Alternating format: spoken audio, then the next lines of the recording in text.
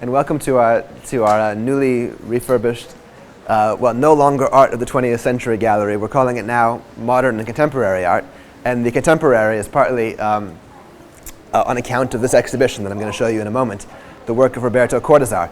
Before I do, though, the show, the title here, The Blue Note After Rivera, refers to a painting in our permanent collection, and that is The Hands of Dr. Moore here by Diego Rivera.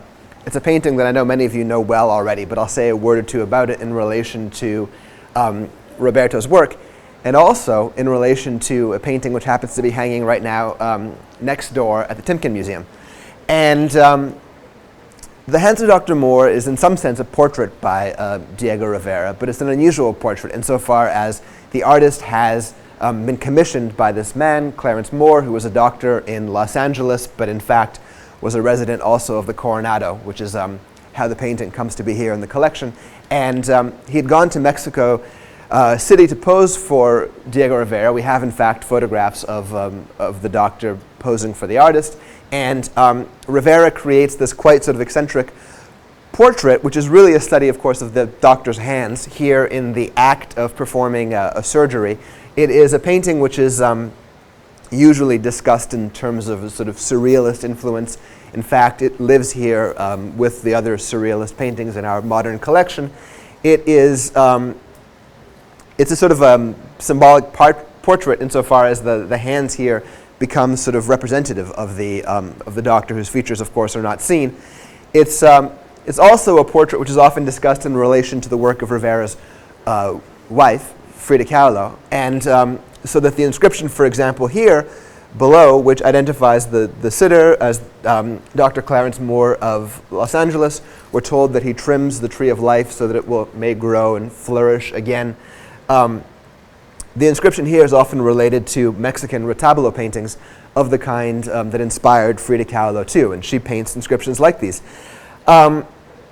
In fact, it's tempting, in light of Frida's later illness, she has her own leg amputated in 1947, to sort of see this as being kind of almost, it almost seems to sort of anticipate this, Frida's fate. The painting that hangs next door right now is at the Timken Museum, and is on loan from the Minneapolis Art Institute. It's a painting they've had since 1952, and when I went next door and saw it recently and was very much immersed in this exhibition here, I was struck immediately by the sort of similarities between The Hands of Dr. Moore and, let us say, a sort of an element of this painting here by Goya. Goya is here being nursed by his doctor, Arrieta, and this painting too is inscribed, identifying Goya as a man here of 77, I think, years of age, who has recovered from his illness thanks to the sort of care of his doctor, who's seen behind propping up the convalescent Goya. And it is a sort of ex voto painting, a sort of gift of thanks after his recovery. And it's a surprising painting in some sense, because we find Goya also poking great fun at doctors who, like priests, let's say, come in for a lot of sort of nasty attacks in his capriccios and other kind of satirical subjects. But I was curious then to think about when this painting might have been seen by Diego Rivera, and indeed it was in private collections before it came to America. It was in Paris.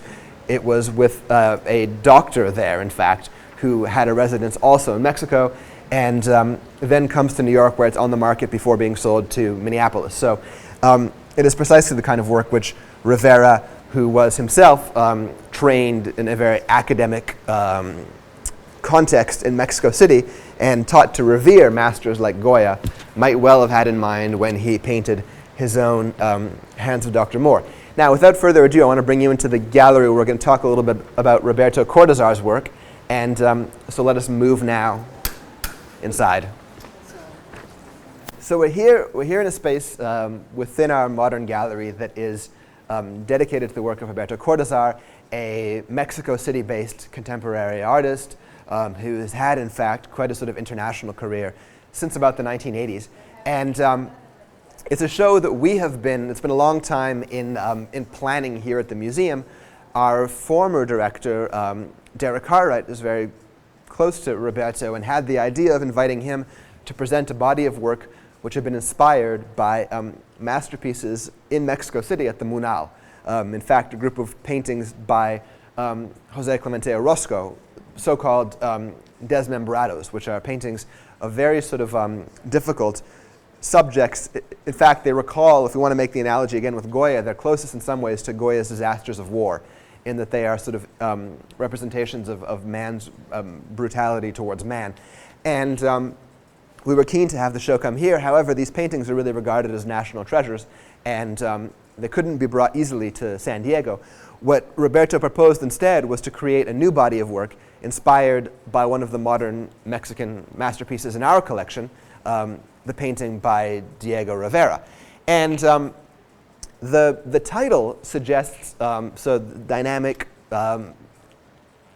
Roberto liked to refer to the group of work in terms of the sort of variations. This is where the blue note idea comes from, like a jazz composer who is taking the sort of motif, in this case Rivera's painting, and improvising after it.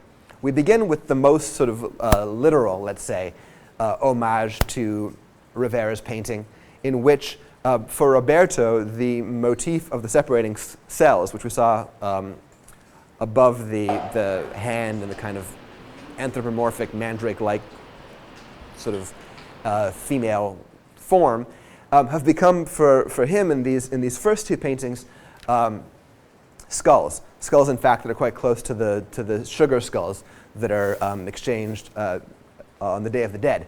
And so the figure, which was, again, in Rivera's painting, sort of a hybrid, it looks in some ways like a mandrake root, recalling our own mandragora, but it also has this female character, becomes sort of a more, let's say, ambiguous, and certainly ambiguous in terms of its gender, figure in this first painting by Roberto, and then continues its kind of to evolve very much on its own terms in this subsequent group. Now, the title "Dynamic" refers, on the one hand, to this idea of the kind of evolution of this series, but also, I think, in literal terms, invites us to move in front of these pictures. And I should say that this largest of the pieces, kind of sculptural 2- and 3-dimensional work here, belongs in fact to this earlier body of work. It is a painting, or a work I should call it, inspired by one of Orozco's Desmembrados.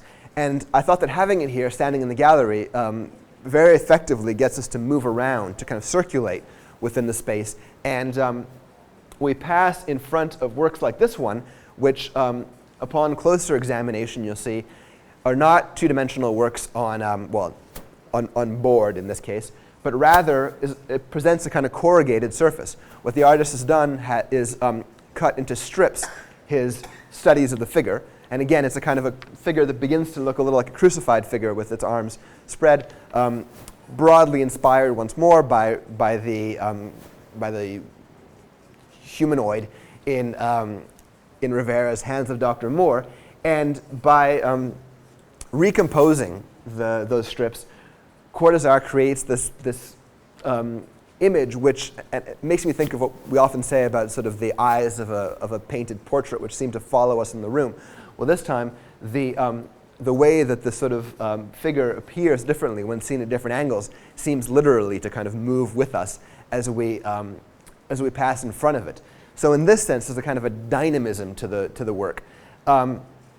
A piece here, which will be largely obscured by the standing installation, a triptych behind, presents another variation on this idea of the kind of dynamic or the jazzy, insofar as an element of kind of rhythm and syncopation is introduced, where the figure, which, although it's not immediately apparent, is actually the same figure that we've seen here on our left, has been compressed and then kind of stretched out. Again, the manipulation of these strips of painted board, and so that, and someone, when I first was giving a tour of this gallery, made the analogy, said that it was a little like the way that a sort of a voice scan might appear on a screen, a sort of a little like a fingerprint of a kind of auditory experience, and it brings us back again to this idea of the sort of jazz-like permutations on a theme that we see continued in the rest of the group, where increasingly what Roberto is presenting us is variations really on his own theme.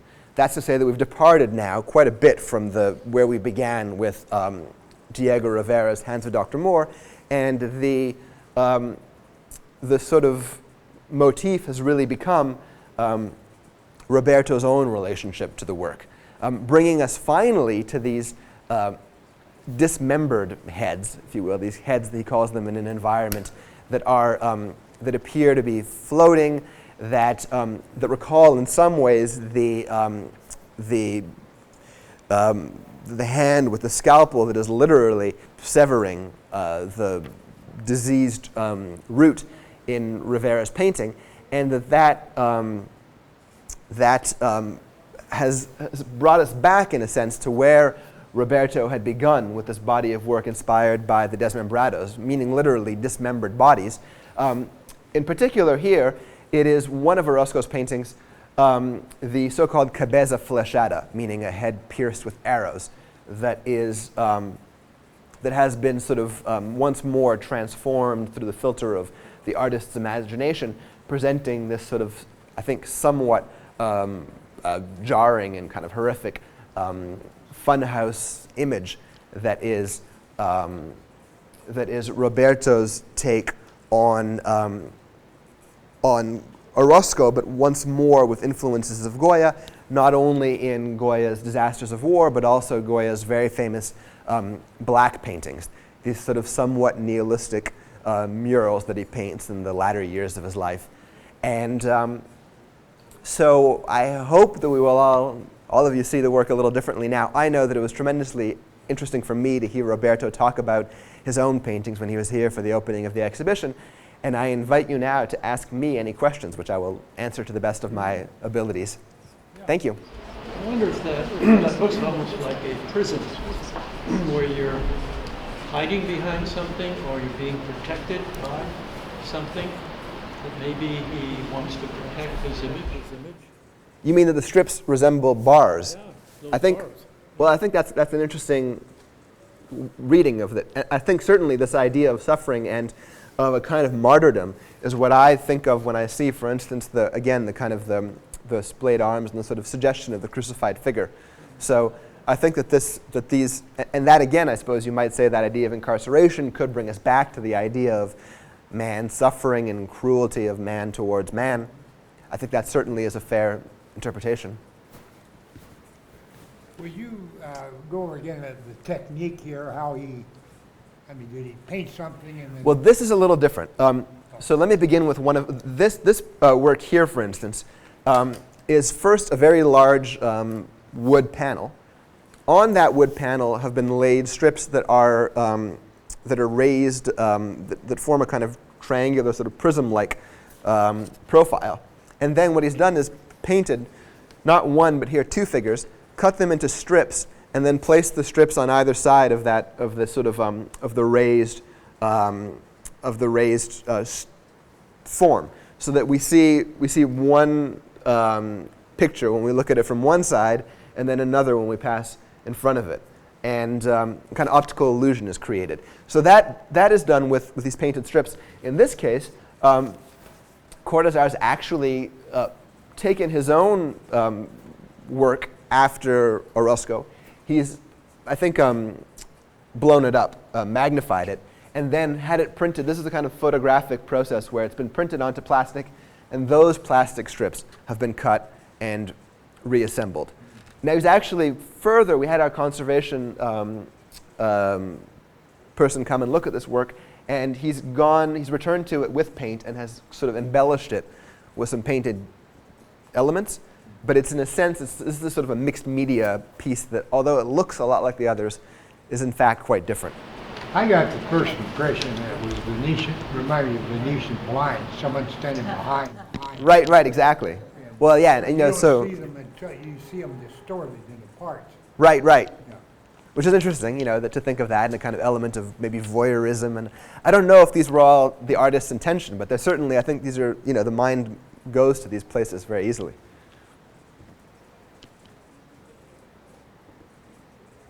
Anything further? Thank you very much. Thank you.